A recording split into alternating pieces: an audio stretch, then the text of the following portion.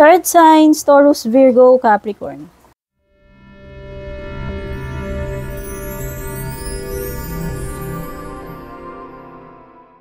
Kamusta? Welcome po ulit dito sa inyong reading. Check natin yung mga energies mo this week. Itong araw na to or sa mga susunod na araw. Timeless reading nga po pala lahat ng readings ko dito, kaya kahit kailan nyo po yan mapanood. Yung mga interested po sa private reading ko, dumiretso po kayo dun sa nag-iisa official purple tin page. Verified po yon, may blue check, purple tin, tapos may blue check sa kanan. Yung link, nilalagay ko naman po palagi sa description yan. Hanapin nyo lang dyan, pakibasa. Doon po kayo mag-message kung mag-i-inquire po kayo.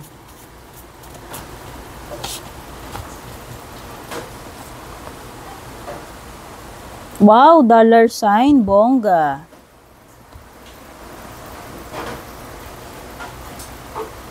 Ay. Bongga.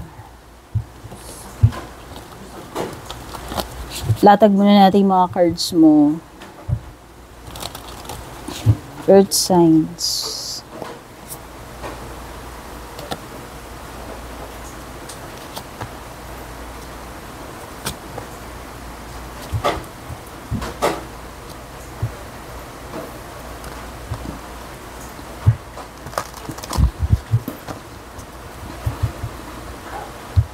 General reading to ha. Itong reading na to, pwedeng patungkol sa career mo or sa love life mo. Depende kung ano po yung nagre-resonate sa inyo. Bahala na po kayong kayo po makakapagsabi niyan kung ano yung kung saan tumutugma po sa inyo. Kasi kayo naman ang nakakaalam na nangyayari sa mga buhay-buhay ninyo. Okay? So, yung unang card mo dito is kindness. What if being kind to yourself could change everything? Taurus, Virgo, Capricorn. O baka nagiging unfair ka na rin minsan sa sarili mo. Taurus, Virgo, Capricorn. Masyado ka bang nagiging hard sa sarili mo? Like, masyado mo bang pinupush hard yung sarili mo? Masyado ka bang perfectionist sa standards mo? To the point na yung sarili mo parang namamaltrato mo na. Kasi may mga taong ganun eh. Alam mo yon, yung sa sobrang hard nila sa sarili nila. Kind sila sa ibang tao, pero sa sarili nila hindi sila kind. O palagi nilang inuuna yung ibang tao, pero yung sarili nila lagi nilang hinuhuli. Lagi nilang nakakalimutan. Hindi ko naman sinasabing masama yun, guys. Pero kailangan din natin ng self-care. Oh, okay. Oh.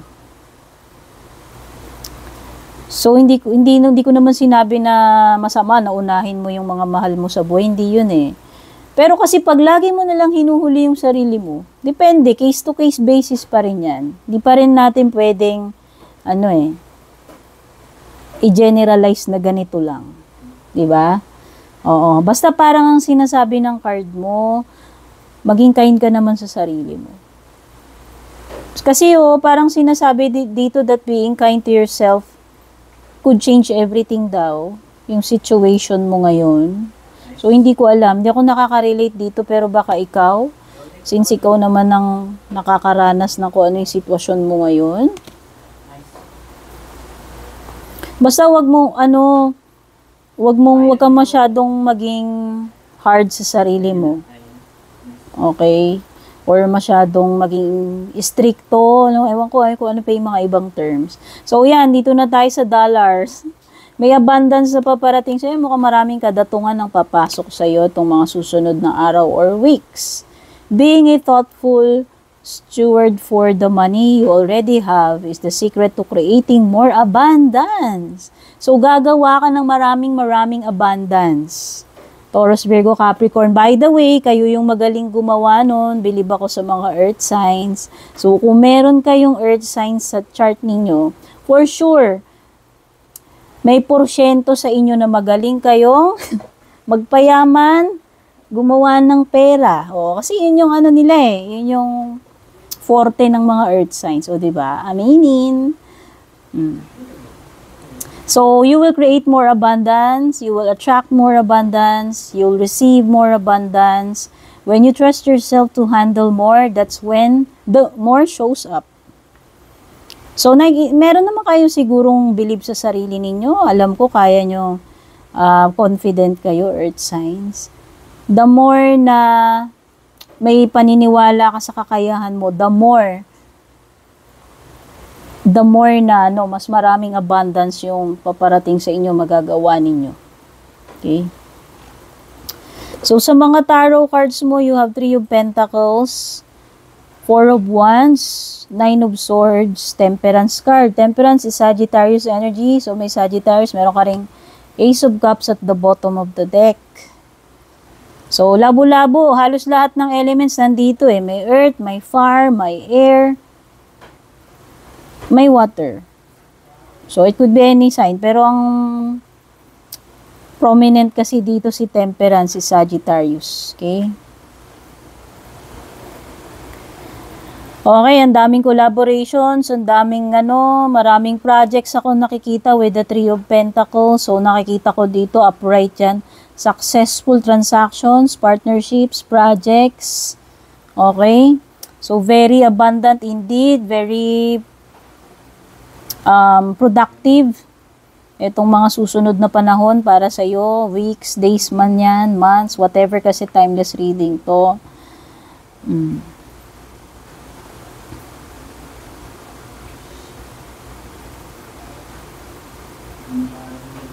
Okay, meron akong nakikitang pagbabalik.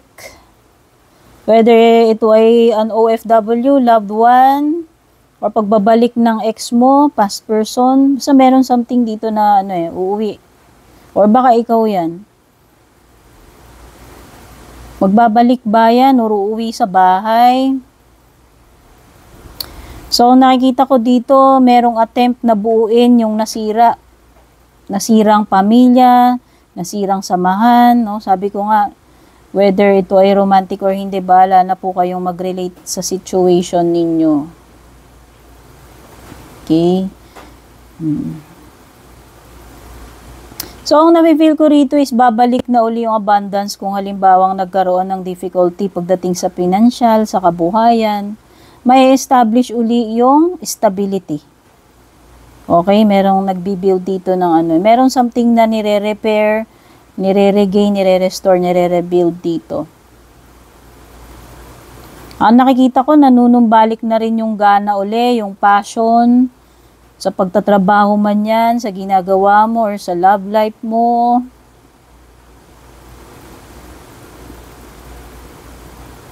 Ang dami mo sigurong iniisip na mga stress. Pwedeng hindi kayo makapag-focus, hindi kayo makapagpahinga, napupuyat sa kakaisip. Pwedeng nagkakaroon ng mga nightmares. Ayan, daming fears, worries, anxiety. Okay? Parang person na walang peace of mind. O siguro kung yung person na magbabalik sa iyo yan, baka nakonsensya na siya, kung nilayasan man niya kayo, kung pamilya na kayo, or magjowa kayo, siguro hindi siya patulugin ng konsensya niya. So, nandito siya uli para buuin yung relationship ninyo or yung pamilya ninyo. Kasi hindi kaya ng konsensya niya. Okay. 3 of Pentacles, so pwedeng umalis to dahil nag-third party, nagloko, or lumandi, hindi ko alam, nangaliwa, nag-flirt, hindi ko alam. Oh.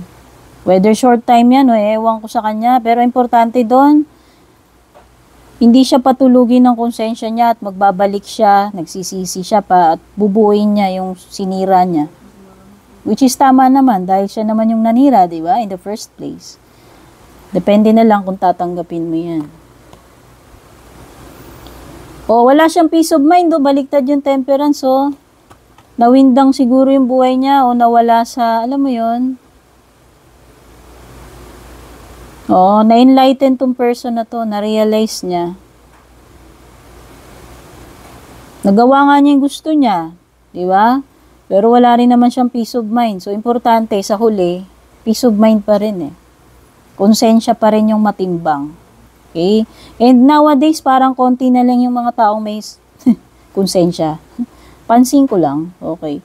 So, yun yung situation na nakikita ko dyan. Okay, kaya lang, ito yung energy ng i-offer niya uli sa'yo eh. Mag-o-offer tong person na to eh. Pero parang i-reject mo siguro. Hindi ko alam. So, siguro pwedeng gusto niya na umuwi uli sa inyo, sa'yo. Pero parang hindi ka na interesado, nawalan ka na ng gana, nawalan ka na ng tiwala, or pwedeng wala kang plano na tanggapin yung offer niya. Okay? O, yan. O, baka merong matuturn down na offer dito sa career, sa love life, no? Kung saan man tumutugma yan. Okay? Ano yung mga payo sa'yo ng cards? Additional messages. Okay? Meron something dito na imposible sa ngayon or malabo sa ngayon kung ano man tong concern mo, kung may katanungan ka man sa isip mo. Ayan ang sagot to. Unlikely. So, pwedeng hindi pa sa ngayon or imposible sa ngayon mangyari yan, kung ano man yan. At sinasabihan ka, ina-advisean ka na mag-take action kung tungkol man saan ito, earth signs, hindi ko alam, ikaw siguro nakakaalam.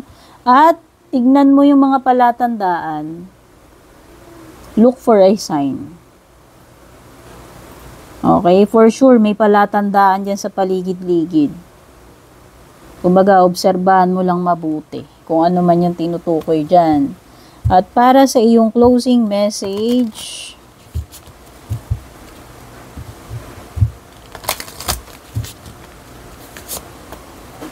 intention. May you be called to begin. Kasi nga,